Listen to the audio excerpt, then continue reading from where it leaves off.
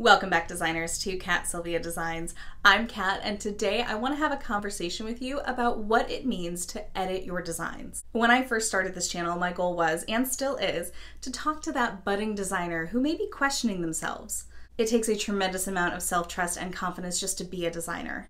In this video, you are going to see the same design done with a slight modification each time, because I want you to see side by side how a small variation can either add to or subtract from the overall design. This video is meant to help you hone your designer eye so that you can really edit your designs from a place of confidence. Now, everything you are about to see is in that description box below.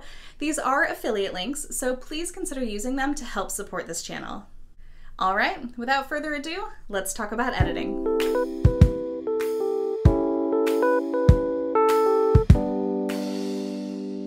If you remember in my Lark's Head Knot Necklace video, this is the loop that we used in that video. And if you recall, I pulled out the two smaller hoops, and what we're gonna do is we're gonna create that little idea that I had in that video to make a matching pair of earrings in a layered design. So I have the two sizes of hoops here that come in that package. There's a package of 4, and there's actually a much larger one than even the one in the Lark's Head Knot. But it's a really fun way to experiment with this particular style, so I thought, hey, let's go for it. I do have some earring hooks out here. We have lots of different options that we're gonna talk about.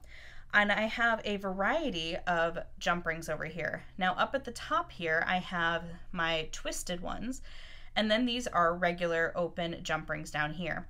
Now these two are 10 millimeter, these two are 8, and then I also have a 6 and a 4, and the 4 are gonna really come into play when we start talking about those earring hooks. Now I have a pair of chain nose pliers and a pair of bent chain nose pliers that we're gonna be using here today. The first element that's going to come into play here is how close we want these two pieces to be to each other. Do we want them a little bit closer, or do we want them a little bit further apart? Do we want more space? Now that's going to start depending on those jump rings.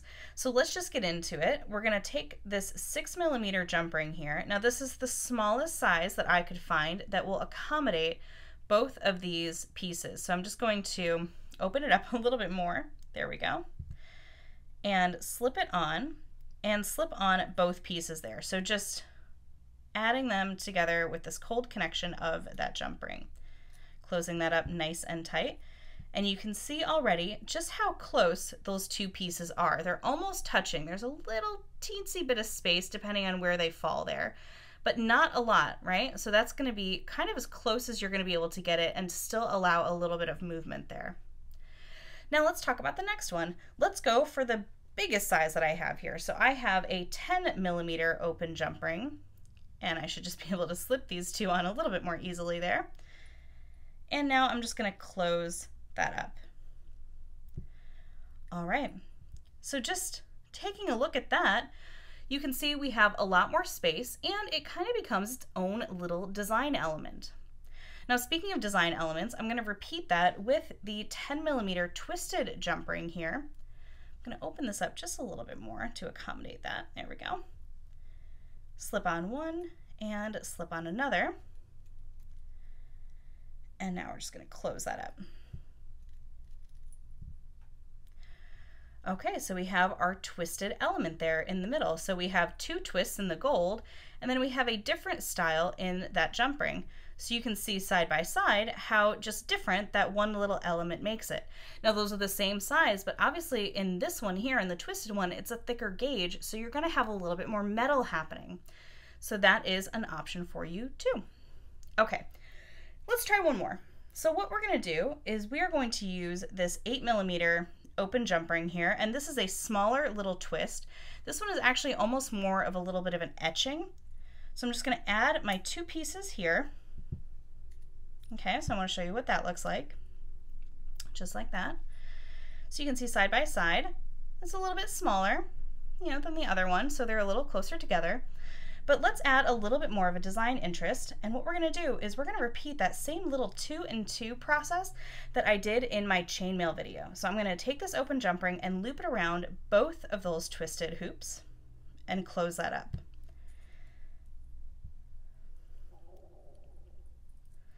Let them fall together, and see, we have a really interesting little design element there. Okay, so there are 4 different options there, and you can just see which style you'd like. Now this 2 and 2 here, you can actually probably even get away with 3. Let's see if I can do it. Actually, you know what? Let's try it over here with this one. Okay, just because I can. All right, so I'm going to open up these 10mm jump rings just to see how this looks.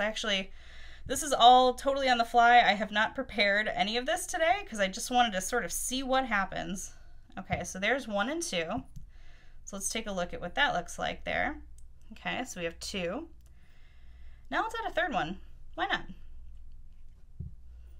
This could be interesting, could be awful, but we're gonna find out.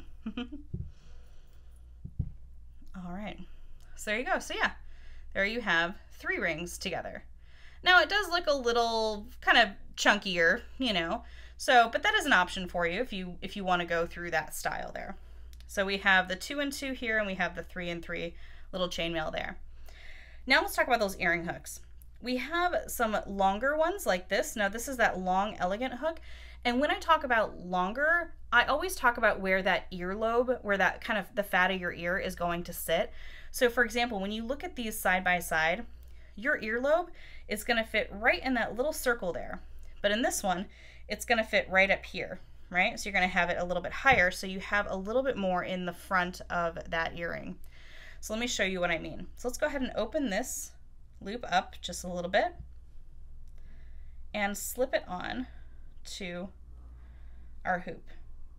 Now this is a really tight connection here up at the top, but this is probably going to be the simplest version of this earring. So we have the smallest jump ring we can have there, and we have a really tight little connection there up at the top using that long earring hook. Now let's say we did want to use either this one or this one, and you can see the difference here is your earlobe is going to fit right in that center, and of this one it's going to do the same, but we have that extra little ball at the bottom, and that's going to add a little bit of length to bring it away from the ear, so it's going to drop a little bit further. But this loop is not large enough to fit onto this, so we have to make an accommodation for it. So what we're going to do is we are going to take one of our 4mm jump rings here. We're just going to open that up, and we're going to slip it onto, slip it onto our earring hook, right? And go ahead and close that up. But then, by doing that, if we want to use this earring hook, we've created a small little problem for us. Because we want that hook to face this way, well, our loop is already facing this way, so we need another connection, so we can't just connect it to that little jump ring there. But there's a reason why I used the tiniest jump ring I could. Because now we need a larger jump ring, like a 6mm, to loop on to our hoop and to our jump ring. And just making sure I get a nice good closure here. There we go. Okay. So what we've done here now is we have a couple jump rings up there at the top. We have the 2 at the top, and we have the 3 at the bottom. Now this might be too much metal for you. Maybe it's not the style that you really wanted. So you would have to make adjustments up here to accommodate that earring hook in a different way, basically. Okay, so the other earring hook idea that I wanted to talk to you about is this over here. Now this is a cool little kidney wire. Now again, when we're talking about the fat of the earlobe, it's going to sit up towards the top here. So what you're going to get is a nice sleek going down the front. You know, so that's good. That's basically what you're going to be seeing. Now for this one, we just open up our little loop, slip on our hoop, and close that earring. So there's no opening tools needed. It's just about how you wear it. So again, so like I said, when you're looking down, you're going to see this nice, beautiful little line here up at the top.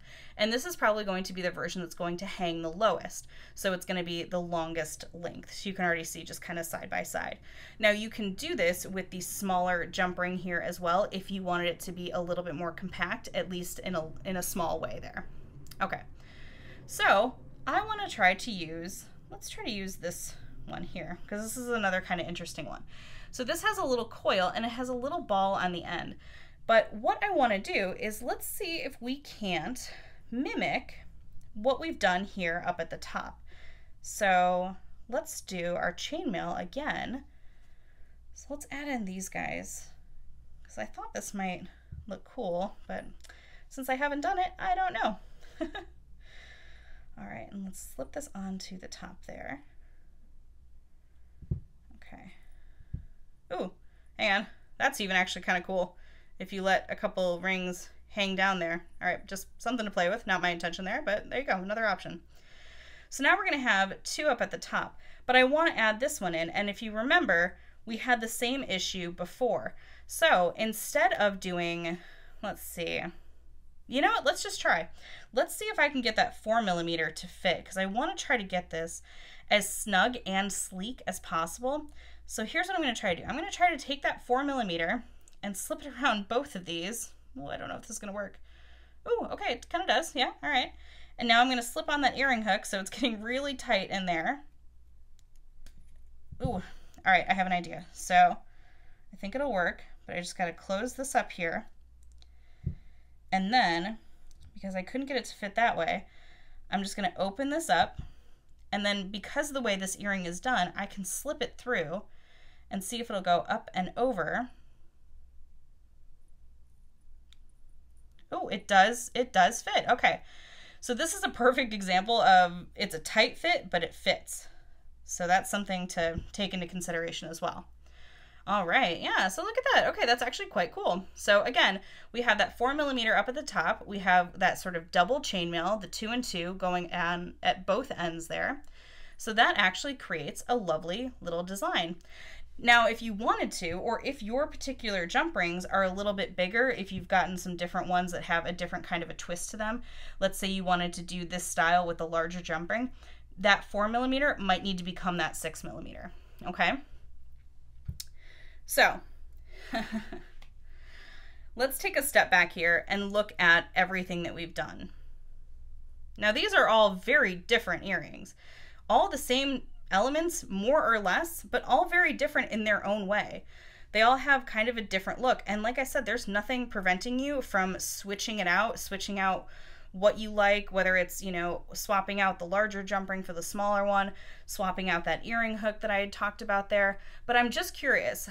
I don't know where you are all going to land on this, but let me know in the comments. We're going to have a battle of the earrings here. So let me know if you like number 1, number 2, number 3, or number 4. Or if you say one of those numbers and then let me know what you would change. So I really, really, really want your feedback on this, because it'll not only help me as a designer, but it'll also help your fellow designers kind of hone their little aesthetic, you know. So let's really help each other out, and let's figure out which one we like. If we don't like any of them, that's also okay, you know. But I'm really just curious as to which one you like. So 1, 2, 3, or 4. All right, I hope this really allowed you to take a step back and look at the design process from a fresh eye when it's not something that you're designing, it's something that I'm designing here. And I really want you to feel like you can experiment. There's a reason why when I link down below, I have these multi-packs of jump rings and everything like that, because I think there's an opportunity there for you to experiment with different sizes and not just go with, okay, well, the first thing works, let's just go with it. Because even like I said here, like I could switch that out for a 6mm just to see how it looks up at the top there. So you have a lot of options, and I want you to feel confident in exploring all of that. Thanks so much for watching, designers. If you like this video, please give it a thumbs up. Remember, all of the items you've seen today are in that description box for you. If you have any questions or a design idea that you'd like to see done in a video, leave it in a comment for me. Thanks again, designers. I'll see you in the next video.